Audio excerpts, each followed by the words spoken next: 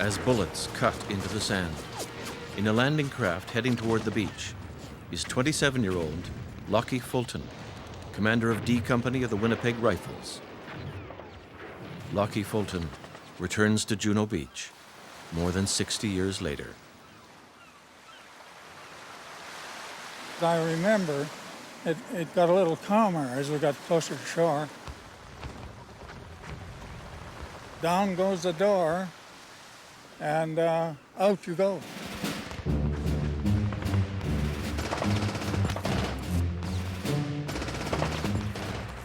You were struggling as fast as you could go, with one terrible desire to get to these dunes as quickly as you could.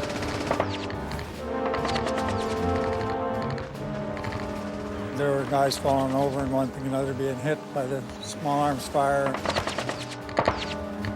We had to go through it. There's no hold back. Fast as you could go. And you can't go very fast if your clothes are dripping seawater and a pack on your back.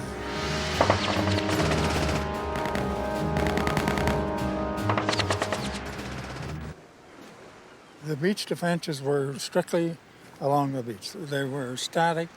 As soon as you were through, it was game over. And eventually we made our way up to the high ground there at Grayson Mare. While I was waiting there for further instructions, it seemed quieter than I had thought it would be. And, I began to wonder, is this thing a failure?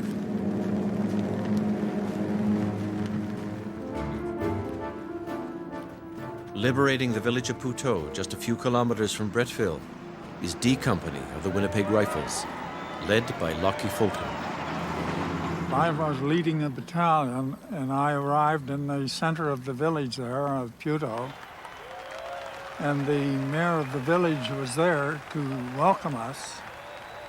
We had the usual thing. He presented the Calvados that he had kept, he said, the whole war for this particular occasion. And but it was my first taste of Calvados, and I said, no, I've got to fight a war. I can't drink much of this.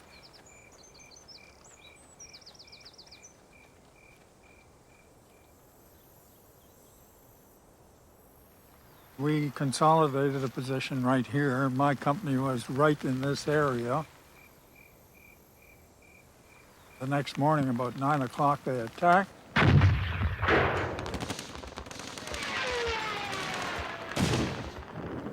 We were in a good position, and with the help of our mortars and the artillery foo that was with us, we essentially drove them off. First I heard of the real catastrophe that we were in was a message from the battalion commander for me to withdraw, which I couldn't understand what that was all about because I had a good position and driven them off. And I never realized that they'd got us, done the damage that they had. All across the Normandy front, the Germans counterattack, taking many prisoners, including men from the Regina Rifles.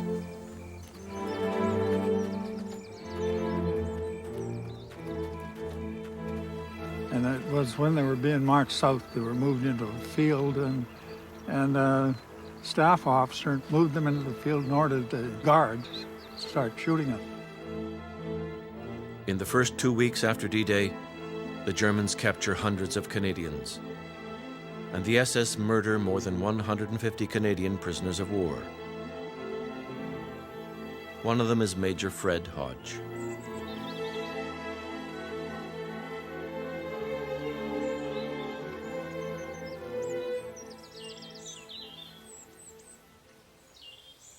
Fred was a long-time member of the 1st Battalion.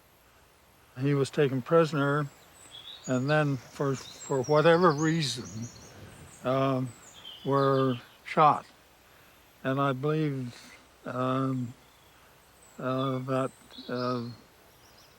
Fred was shot many times, and I believe his head was almost severed when he was found. So, very tragic. Fred was the same age as I was, 25 years old.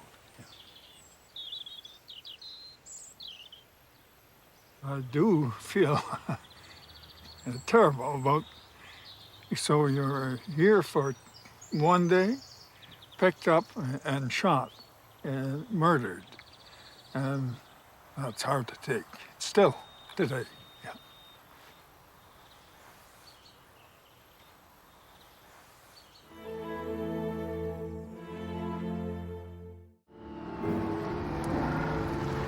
For almost a month, the Canadians and the 12th SS struggle for control of the small villages around Caen.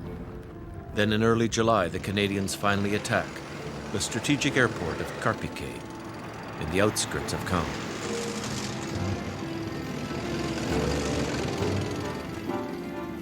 Leading D Company of the Winnipeg Rifles is Lockie Fulton.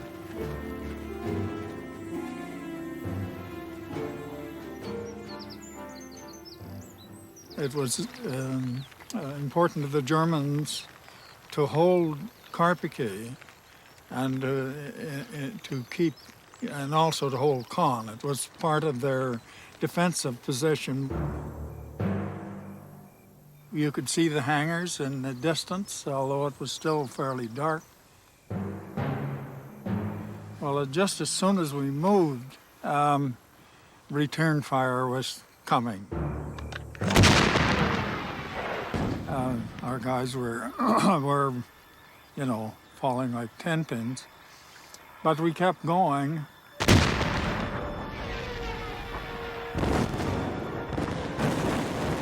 So there was no cover of any kind. It was a straight case of keep going.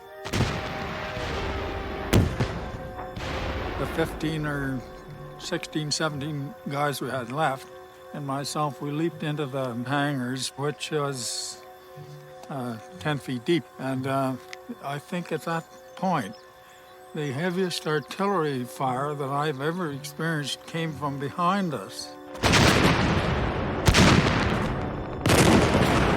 Trapped in the ruined airport, under artillery and machine gun fire, in 2 days fighting for Carpiquet, the Canadians suffer 377 missing, wounded, and dead. Oh, it was terrible. Worst day of my life as far as World War II went.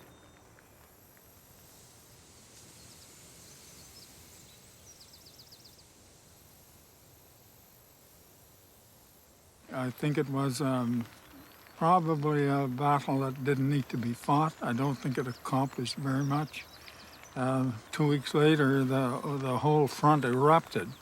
Carpiquet fell, and so did Caen.